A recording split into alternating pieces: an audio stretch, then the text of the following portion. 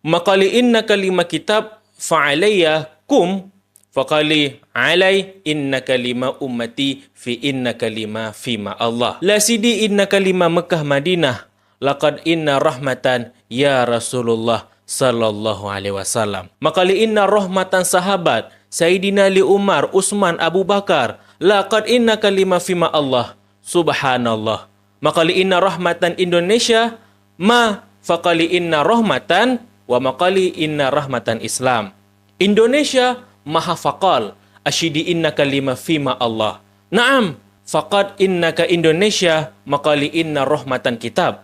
Maqali inna rahmatan Quran. Fa di innaqal Indonesia. Fa faqad inna asyidi innaka lima fima Allah. Alhum maqali inna lama ummati fi innaka lima fima Allah. Kepro atuh. Itulah serangkaian kalimat dalam bahasa Suryani yang diucapkan oleh Mama Gufron dan viral di media sosial. Ya, Mama Gufron ini teman-teman pimpinan pesantren unik, yakni singkatan dari Uli Nuril Islamil Qayyidi yang bertempat di Malang.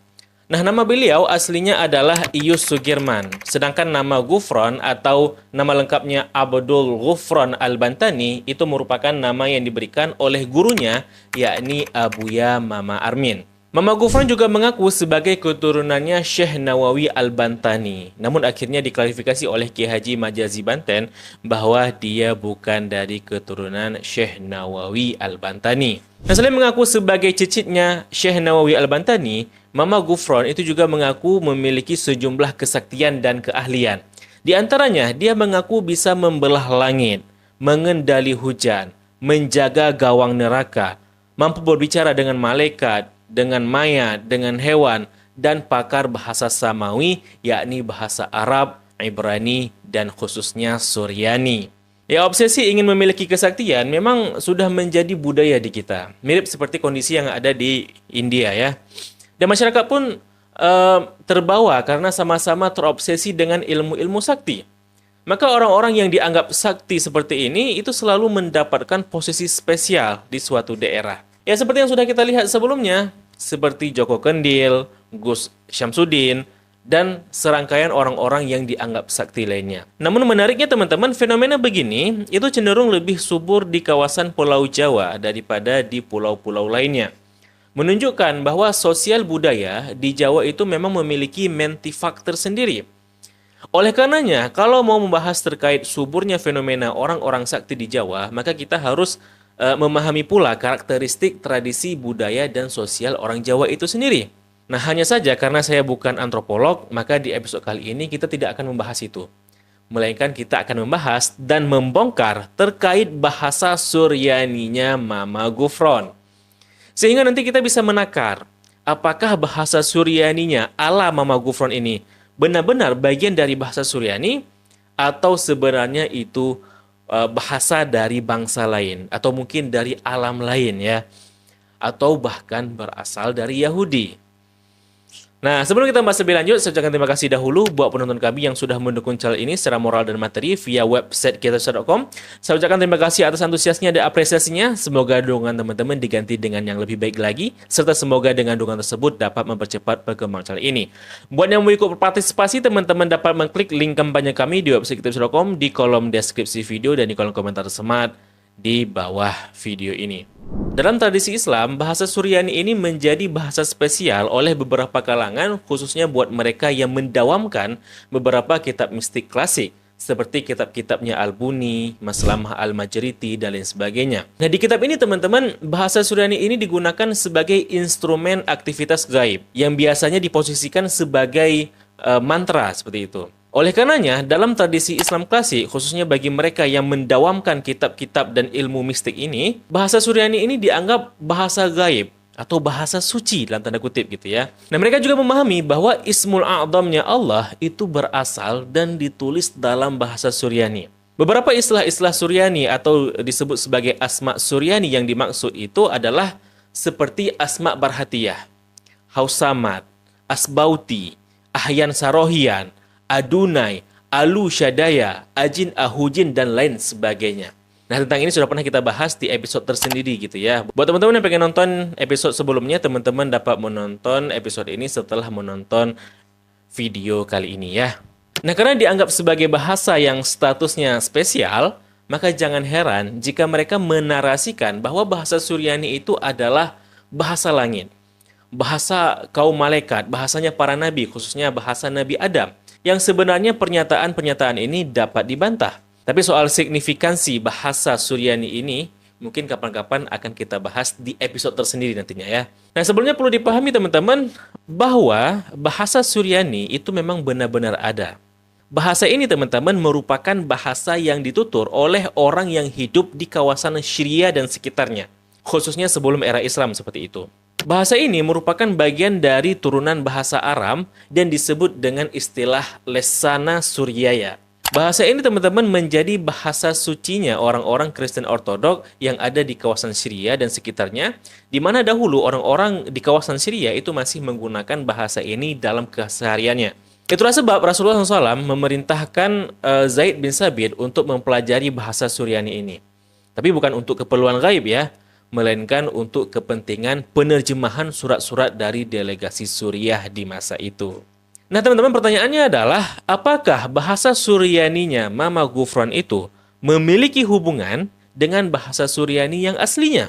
Di channel YouTube-nya Pesantren Unik, kita akan melihat video di mana Mama Ghufran memperkenalkan ortografi tulisan bahasa Suryaninya. Gampang, siapa pencetusnya? Indonesia, tanah Jawa. Ini orang seperti gini, ini, hah? Betul atau tidak? Betul atau Dengan melihat ortografi bahasa Suryaninya Mama Ghufran, sebenarnya kita sudah dapat menyimpulkan bahwa bentuk huruf yang diperkenalkan oleh Mama Ghufran itu bukanlah bahasa Suryani yang asli. Ortografi huruf Suryani yang asli itu seperti ini teman-teman. Dia terbagi kepada 3 dialek. Dialek barat disebut sebagai Serto, dialek timur disebut Madhaya, dan dialek klasik disebut Estrangelo. Dan beginilah bentuk tulisan yang ditulis dalam bahasa Suryani yang asli. Bahasa ini juga ditulis dan dibaca dari kanan ke kiri sebagaimana bahasa Arab dan juga bahasa Ibrani. Dan kalau dibaca teman-teman, itu juga bukan seperti sebagaimana caranya Mama Ghufran yang membacanya, yakni dengan makoli-makoli itu. Setidaknya beginilah bunyi dari bahasa Suryani yang asli itu. مريم رحمون راحم علينا عذارين تشبحتو توديثو هدرو قولوسو رمرومو طوبض لوبوطيل آمنو إيث بخول زبان وبخول عيدون نيشت ود ناسق. Saat ini teman-teman, bahasa ini itu dilestarikan oleh Kristen Ortodok dan juga penganut Mandeism sebagai bahasa ritual mereka. Karena bahasa ini tidak dituturkan lagi dalam keseharian kehidupan mereka sehari-hari. Nah, sedangkan tulisan ortografi bahasa Suryaninya ala Mama Ghufran, kita lihat sangat jauh berbeda dengan bentuk huruf dari bahasa Suryani yang asli. Sehingga tentu wajar jika kita tidak mempercayainya dan mempertanyakan dari mana dia mendapatkan ortografi huruf Suryani yang sedemikian rupa seperti itu. Oleh karenanya kita sepakat bahwa huruf Suryaninya Mama Ghufran, bahkan apa yang diucapkan oleh Mama Ghufran itu bukan sama sekali bahasa Suryani yang dikenal, akan tetapi lebih kepada bahasa buatan sendiri, namun dikasih nama Suryani seperti itu. Oleh karenanya bahasa Suryaninya Mama Ghufran ini kemudian lebih tepatnya disebut sebagai pseudo Suryani, yakni bahasa Suryani palsu. Tapi sebenarnya teman-teman, kita bisa melacak setidaknya dari mana ortografi bentuk tulisan bahasa Suryaninya ala Mama Ghufran ini berasal. Jadi bentuk tulisan huruf ala Mama Ghufran ini itu disebut jenis tulisan alfabet okultisme. Alfabet okultisme ini itu adalah sebutan kepada bahasa dan tulisan-tulisan yang sengaja dibuat oleh dan untuk komunitas sihir atau komunitas yang menganut tradisi esoterik. Singkatnya, tulisan ini adalah tulisan huruf-huruf sihir atau untuk kebutuhan ilmu sihir dan kegiatan spiritualisme mistik. Biasanya teman-teman digunakan untuk keperluan encoding pesan rahasia, untuk membuat rajah, mantra, sigil, jimat, dan lain sebagainya. Nah, bahasa atau huruf okultisme itu ada berbagai macam bentuk dan asal-muasalnya. Namun di sini mari kita berfokus tulisan mistik dari kalangan Yahudi Kabbalah. Karena asumsinya bisa jadi tulisan mistik yang tercantum dalam buku-buku mistik Islam itu awalnya dipengaruhi oleh kalangan Yahudi mistik atau kaum Bani Israel dengan bahasa Ibraninya. Jadi teman-teman, dalam tradisi Yahudi mistik, mereka juga memiliki jenis jimat atau aufak yang disebut segulot. Contohnya seperti segulot dari kitab Sefer Raziel Hamalach. Di sini teman-teman bisa menyaksikan bahwa termuat semacam tulisan aneh dan unik. Nah, ini adalah yang dipercaya kaum Yahudi Kabalah sebagai tulisan mistik atau huruf penduduk langit. Nah, pertanyaannya adalah, dari mana Yahudi Kabalah mendapatkan huruf-huruf ini? Nah, untuk memahaminya, maka kita kenali dahulu kitabnya tersebut. Jadi teman-teman, kitab Sefer Raziel Hamalach ini memiliki arti kitab malaikat Raziel. Nah, Raziel ini dalam tradisi Yahudi Kabalah itu dikenal sebagai malaikat yang mengajarkan ilmu hikmah kepada manusia. Ia dikenal sebagai malaikat yang memiliki wawasan mendalam tentang misteri alam semesta. Dia dianggap sebagai malaikat yang bertanggung jawab atas terungkapnya ilmu-ilmu mistik esoterik dan ilmu hikmah, dan yang mengajarkan hal-hal mistik yang kita sebut sebagai sihir, khususnya kepada Bani Israel. Nah, sekilas sosok malaikat ini mirip dengan identitas salah satu dari dua malaikat yang disebutkan dalam surah Al-Baqarah ayat 102 yang diceritakan mengajarkan sihir kepada Bani Israel, yakni Harut dan Marut. Hanya saja teman-teman, walaupun deskripsinya itu mirip, di sini kita tidak dapat menunjukkan secara konkret bahwa Raziel ini adalah salah satu dari mereka. Di sini kita memerlukan lebih banyak variabel untuk dapat memastikan apakah malaikat ini ada kaitannya dengan malaikat Harut dan Marut, kan gitu. Namun menariknya teman-teman, ketika menafsirkan ayat ini, Ibnu Katsir itu mengutip sebuah riwayat bahwa Nabi Sulaiman itu dikatakan telah mengubur kitab-kitab sihir sebelum kewafatannya. Di mana dikatakan pula bahwa dalam tradisi Yahudi itu meyakini jika kitabnya malaikat Raziel ini kemudian diwariskan dan dimiliki oleh Nabi Sulaiman. Nah, pertanyaannya adalah apakah kitab-kitab sihir yang dikubur oleh Nabi Sulaiman yang diceritakan dalam sebuah riwayat dalam tafsirnya Ibnu Katsir itu adalah kitab yang sama yang dimaksud Sefer Raziel Hamalach ini? Lagi-lagi kita tidak bisa memberikan jawaban yang konkret karena kurangnya data dan variabel yang mendukung. Namun surah Al-Baqarah ayat 102 itu memberikan kepada kita wawasan bahwa di masa Nabi Muhammad ternyata telah ada kaum-kaum Yahudi yang menganut ilmu-ilmu mistik atau sihir sehingga Allah tegur mereka dalam surat Al-Baqarah ini. Oleh karenanya di sini kita memahami bahwa kitab malaikat Raziel ini adalah sejenis kitab magic, kitab ilmu mistik atau sederhananya sebagai kitab sihir yang memuat ilmu-ilmu mistik dan ilmu hikmah yang diajarkan oleh malaikat Raziel kepada Bani Israel. Termasuk di dalamnya penggunaan mantra, jimat, rajah, aufak, dan sigil. Nah, oleh karena itu, tulisan-tulisan yang termuat di sini, yang bentuknya aneh ini, itu diyakini sebagai bentuk tulisannya alam malaikat, yang dinamai sebagai Malakhim, yakni tulisan makhluk langit atau tulisan alam jabarut, tulisannya alam malaikat seperti itu. Di mana malaikat Raziel ini menulis kitab mistiknya tersebut dengan menggunakan tulisannya alam malaikat. Begitu ceritanya.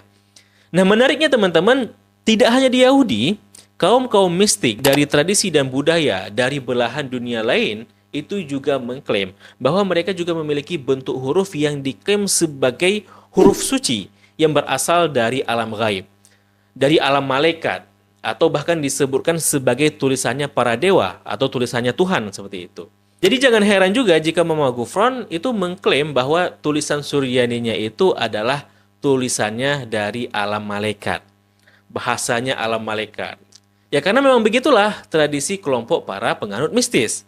Nah teman-teman, hal ini mengerucut pada asumsi bahwa besar kemungkinan huruf mistik Suryaninya Mama Gufron itu memiliki hubungan dengan tulisan mistiknya kaum Yahudi Kabalah ini. Karena sekilas ada kemiripan dalam bentuk ortografinya, di mana ujung goresannya itu selalu ada lengkungan lingkaran, mirip seperti huruf Malakhim. Nah, sebagaimana pembahasan kita di episode yang ini, kita sudah memahami bahwa tradisi mistisme Islam dan mistisme Yahudi itu saling mempengaruhi.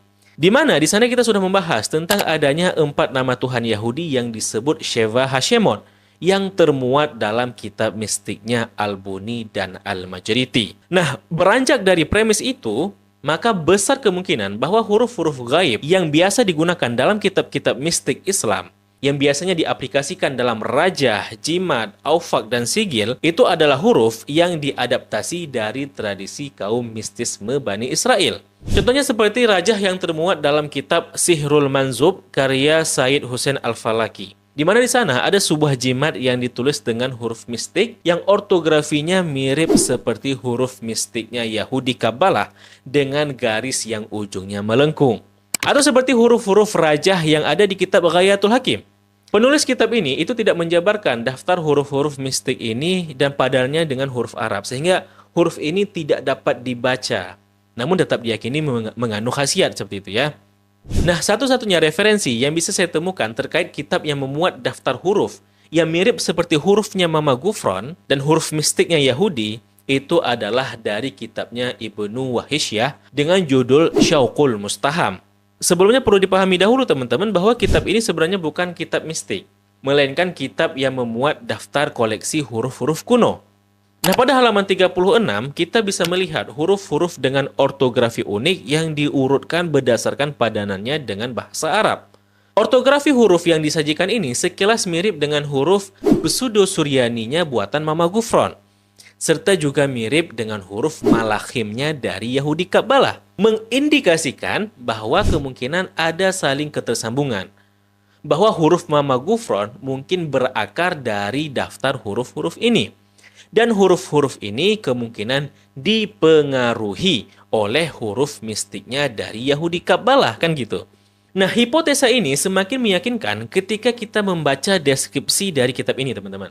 Disebutkan di sana, karakteristik huruf hikmah dari Suryanius, si penulis kitab astronomi dan ilmu berkaitan dengan astrologi atau nujum, dan tolasim, yakni perjimatan, dan segala yang berkaitan dengannya, dan pengamatan dan pembuatan khawatim. Khawatim ini teman-teman bentuk jamak dari khatim ya, di mana khatim itu artinya sigil, yakni sejenis jimat juga gitu ya.